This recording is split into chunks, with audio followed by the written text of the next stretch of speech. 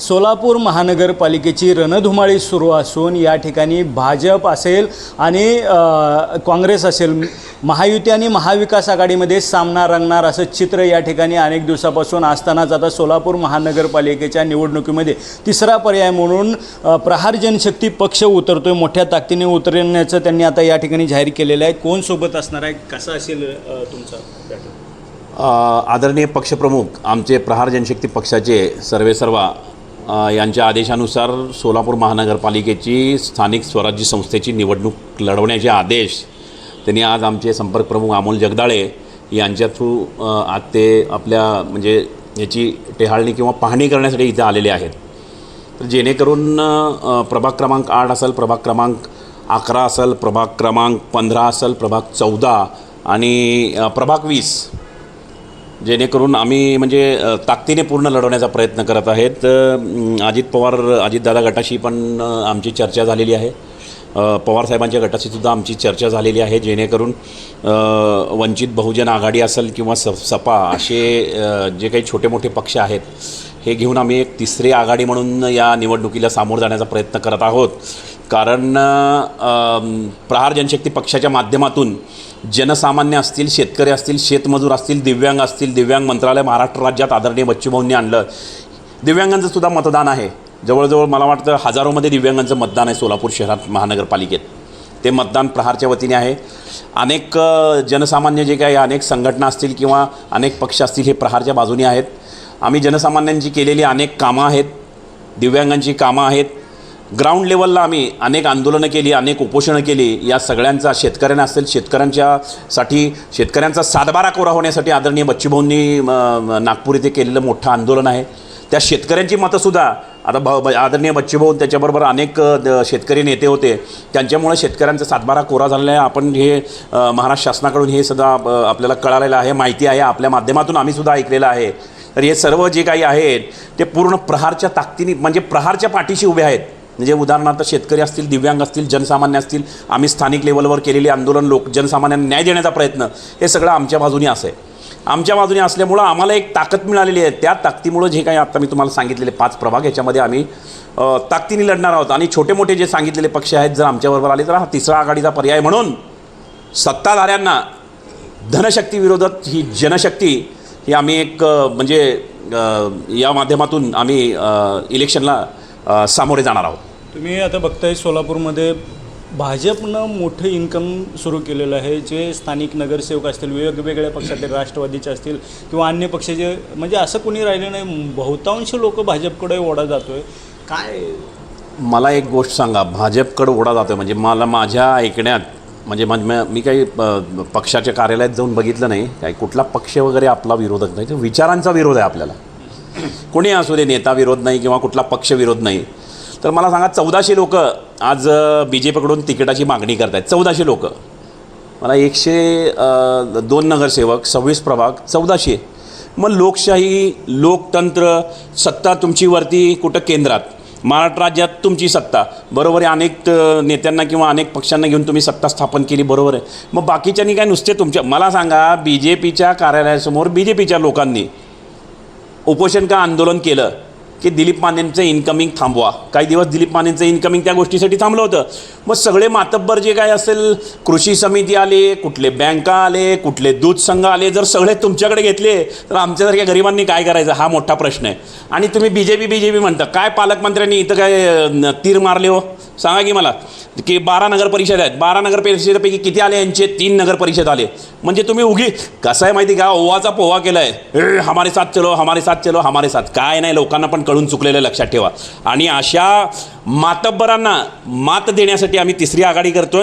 जो आम्ही प्रहार, ज्याच्याबरोबर प्रहार जाईल त्याचाच महापौर झाल्याशिवाय या माध्यमात म्हणजे राहणार नाही. नाही, पालकमंत्री म्हणतात आम्ही पाठीमागच्या निवडणुकीमध्ये 32 नगरसेवक होतो, आता आमचे 100 वाढलेत. 100 नगरसेवक वाढले. कुठं वाढलेत? अजून इलेक्शन तर झालं नाही. 16 तारखेला निकाल जे आता तुम्ही सांगितलं ना 12 नगरपरिषदेमध्ये. हां नाही ठीक आहे, ते मान्य आहे की बाबा तुमचे नगरसेवक वाढले. हा विषय कसा आहे माहिती का, तुमच्याबरोबर धनशक्ती आहे, तुमच्याबरोबर जनशक्ती आहे, तुमच्याबरोबर अनेक लोक आहेत. सगळ्या जे काही ED असेल, CBI असेल, सगळं असेल हे तुमच्याकडे आहे. तुम्हीच सर्वेसर्वा झालेलं आहे. लोकशाहीला कुठं तर म्हणजे हे घातक ठरत आहे. One man. तुम्हाला विरोधक नको का हो? तुम्ही इथं चुकताय. तुम्ही हे लोकांचं काम करत नाही आहे. तुम्ही या लोकांना न्याय देत नाही आहे. तुम्ही शेतकऱ्यांना न्याय देत नाही. तुम्ही अनेक लोकांचे म्हणजे हा विरोधक पाहिजे का नाही मला सांगा. तुम्ही म्हणजे राज्यसभेत असू दे, विधानसभेत असू दे किंवा इथल्या आमच्या महानगरपालिकेच्या ह्याच्यात असू दे मीटिंगमध्ये तुम्हाला विरोधकांनी प्रश्न विचारावा असं वाटतंय का नाही. मग जर नसेल तर ते तुमचंच आहे की मग सगळे तुमचे आयुक्त तुमचे, त्यांच्या हाताखालचे सगळे लोक तुमचे, उपायुक्त तुमचं, पोलीस प्रशासन तुमचं. मग काय चाललेलं आहे. बाकीच्यांनी नुसतं काय करायचं, आपलं काम करायचं, कामधंदा करायचं, घरी बसायचं. म्हणजे कोणी तुम्हाला विरोध करायचा नाही. सगळेच जर तुम्ही जर घेतले समजा, सगळेच जर BJPमध्ये गेले तर तुम्हाला विरोध कोण करणार. तुम्हाला प्रश्न कोण विचारणार. मग एक असं करा ना, तुम्ही 1,000चे प्रभाग तयार करा, काय असतील ते सगळी लोकसंख्या कॅल्क्युलेशन सगळं जर तुमच्याच हातात आहे. आता इलेक्शन खातं पण, इलेक्शन कमिशन पण तुमच्याच हातात आहे. 1,000चे प्रभाग करा ना, उभा राहा. जेवढे नगरसेवक होतील 1,000 2,000 जेवढे नगरसेवक होतील ना ते सगळे तुमचेच करा ना. उगी कशाला ते सगळे. जर आम्ही काय करतो माहिती आहे, एक ठराव करतो सगळ्या पक्षाच्या वतीने, सगळ्यांना विनंती करून आम्ही की बाबा फक्त BJPचेच राहू दे. अहो काय चाललं आहे हे. लोकशाही कुठं, लोकतंत्र कुठं. बाबासाहेबांनी सांगितलेलं संविधान ठेवलं आहे का तुम्ही. या सर्व गोष्टीचा विचार करणार आहे का नाही. आपल्या प्रभागामध्ये जर आज आपण लोकप्रतिनिधी म्हणून जातो, लोकांचं काम करण्यासाठी, जनसामान्यांचं काम करण्यासाठी जनसेवक म्हणून जावा. लोकप्रतिनिधी नगरसेवक म्हणून जाऊ नका, जनसेवक म्हणून जावा. आणि प्रहारचा जनसेवक हा कॉलरला धरून उठवा तुम्ही रात्री अपरात्री की बाबा प्रहारकडनं निवडून आलं, माझं ही अडचण आहे. ते तुमचे वैयक्तिक अडचणीसुद्धा सोडवतील. जे तुमचे काही प्रश्न असतील, नळ असेल, पाणी असेल, हे असेल, ते असेल, तुमचे ड्रेनेज लाईन असेल, रस्ते असतील, हे तर प्रश्न आम्ही सोडवणारच. पण त्याच्या शिवाय दुसरे काही तुमची अडीअडचणी असतील ते सुद्धा आम्ही सोडवण्याचा प्रयत्न करू. ही धनशक्तीच्या विरोधात जनशक्तीची लढाई आहे. आणि सगळंच जर तुमचं म्हणलं तर त्याला पण आमची काय हरकत नाही. मग आम्ही बसू घरी, त्याला काय टेन्शन नाही आम्हाला कशाला काय करत बसायचं. आपली शेती करायची, आपलं काय असेल ते कामधंदे करायचे. सगळ्यांना सांगू आपल्या लोकांना, बसा घरी. एवढं 5 वर्ष त्यांचंच होऊ दे. 5 वर्षानंतर मग पुढे 2029ला बघू. आता बोलणं कोणाशी झालं तिसऱ्या आघाडीत.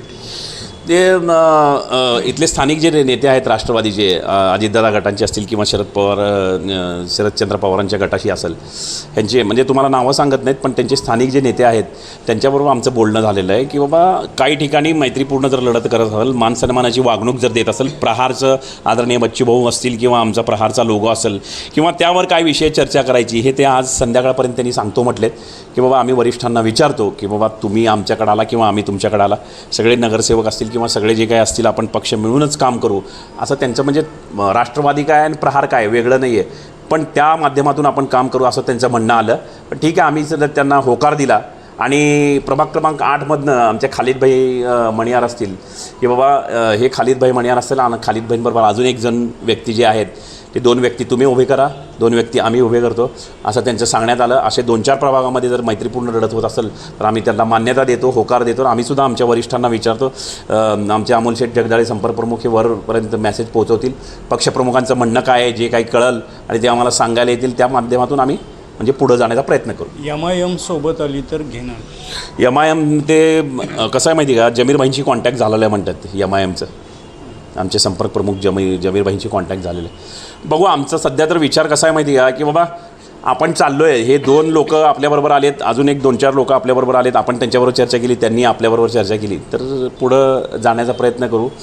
MIMचं म्हटल्याप्रमाणे तर असेल तर जमीरभाईंनी सांगितलं की बाबा मी चौकशी करून बघतो. त्यांचा काय अजून फायनल निर्णय झालेला नाही, म्हणजे MIMला बरोबर घ्यायचं का नाही हा फायनल निर्णय झालेला नाही आहे. बाकी 2-3 पक्षांशी जायचं किंवा घ्यायचं, त्यांच्याबरोबर चर्चा करायचा हा निर्णय झालेला आहे. पण त्यांच्याबरोबर जायचं का नाही हा अंतिम निर्णय झालेला आहे. हा अंतिम निर्णय घेण्याचा अधिकार मला नाही आहे. पक्ष जे संपर्कप्रमुख सांगतील, पक्षप्रमुख जे म्हणतील. MIM आता पक्षप्रमुखांनी स्पष्ट सांगितलं BJP सोडून कुठेही जावा, तसं MIM बरोबर जायचं किंवा नाही जायचं हा निर्णय त्यांनी घेतील आणि ते आपल्या माध्यमातून आपल्या सर्व सोलापूरच्या जनतेला कळवू. आणि सोलापूरकर आम्हाला म्हणजे आम्ही त्यांचे कामं केलेले आहेत किंवा अनेक आंदोलनं उपोषणं वगैरे केली आहेत, जनसामान्यांचं सगळ्यांना न्याय देण्याचा प्रयत्न केला आहे. तर मी विनंती करतो की ही धनशक्तीविरोधात जनशक्ती लढाई आहे आणि चांगला नगरसेवक नको आणि लोकप्रतिनिधी नको, जनसेवक म्हणून आपल्या जनसामान्यांचं काम करणारा, आपल्यामध्ये राहून आपल्याबरोबर बसून आपलं काम करणारा माणूस असेल फक्त तर आपण निवडून द्या, हे सोलापूरकरांना विनंती करतो. प्रहारचे या ठिकाणी संपर्क प्रमुख देखील आहेत. काय स्थिती असेल तुमची सोलापूरमध्ये?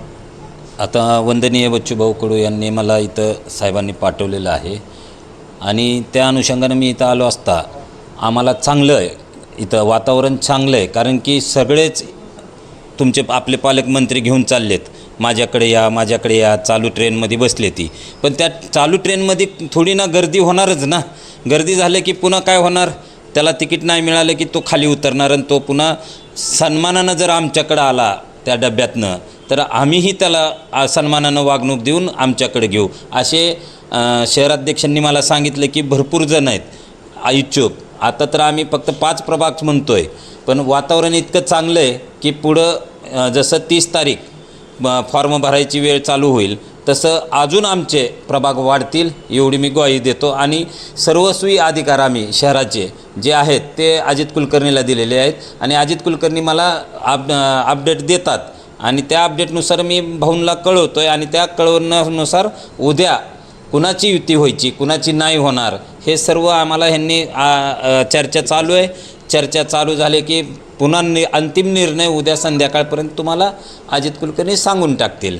प्रहार 29 महानगरपालिकेपैकी राज्यातल्या किती महानगरपालिका लढवतात? आता सध्या तरी मला फक्त सोलापूर पुरतंच मला पाठवलेलं आहे आणि आता भाऊंनी असं प्रत्येकाला ज्याची त्याची जबाबदारी दिलेली आहे. त्या अनुषंगाने आपल्याला 30 तारखेला जेव्हा फॉर्म भरायचे चालू होईल त्यावेळेसच कळणार आपल्याला की किती महाराष्ट्रामध्ये किती उभा करतील ती. आपण एकनाथ शिंदे साहेबांसोबत होती प्रहार, आता मात्र ते युतीच्या विरोधात आता इथं लढताना दिसतं. कसं आहे माहिती आहे का साहेब, कोण आता किती जण म्हणतात की खोक्यासाठी गेला ह्याच्यासाठी गेला, पण बच्चूभाऊ कडू हे फक्त दिव्यांगाच्या मंत्रालयासाठी गेले होते. हे सगळ्यांनी ज्ञात केलं पाहिजे की आपण मंत्रालय आणलं आहे आणि त्या मंत्रालय आणल्यामुळं कितीतरी दिव्यांगाचे प्रश्न आमचे मार्गी लागले. दुसरी गोष्ट 1,500 पहिला 600 रुपये होतं, त्याच्यावर आंदोलन केलं, अपंगाला निधी पुन्हा महिना, पुन्हा 1,500 होता 2,500 झाला, आता 6,000साठी आम्ही नागपूरमध्ये त्या दिवशी आंदोलन केलं. शेतकऱ्यांसाठी सुद्धा आंदोलन केलं. 30 जून आपल्याला दिली. 1 वर्षाचं म्हणजे बच्चूभाऊ हे महाराष्ट्राच्या कानाकोपऱ्यात पोचलेली व्यक्ती आहे की ह्यांना ईडी शिडी बिडीनं काहीसुद्धा होणार नाही कुठेही काय. आणि त्यामुळं प्रस्थापिताच्या म्हणजे भाजपच्या विरोधात आम्ही कायम लढतो आहे आणि लढत राहणार. दिव्यांगासाठी काय सूट असेल किंवा पहिल्यांदा दिव्यांगासाठी सुरुवातीला आमचा पदाधिकारी जरी असेल आणि तिथं जर दिव्यांग आमचा येऊन उभारणार असेल तर त्यांना पहिल्यांदा आम्ही संधी देऊ. भले आमची मैत्रीपूर्वक कुणाची लढत तरी आली तरी तिथल्या जरी जागेवर दिव्यांग येऊन म्हणले की मला लढायचं आहे तरी आम्ही त्यांना प्रोत्साहन देऊन त्यांना पहिल्यांदा त्यांच्यासाठी आम्ही लढू. कारण की दिव्यांगच हे आमचं खरं हे आहे. तर हे होते प्रहारचे संपर्क प्रमुख आणि प्रहारच्या शहराध्यक्षांनी सांगितलेलं आहे की आगामी महापालिका निवडणुकीमध्ये किमान प्रभाग 5 आम्ही सध्या तरी लढतो आहे, 3री आघाडी करतो आहे. मात्र अन्य काही लोक आमच्यासोबत जोडतील आणि अन्य प्रभाग 9 संपूर्ण महापालिका लढवली जाईल असा संकेत देखील त्यांनी या ठिकाणी दिलेला आहे.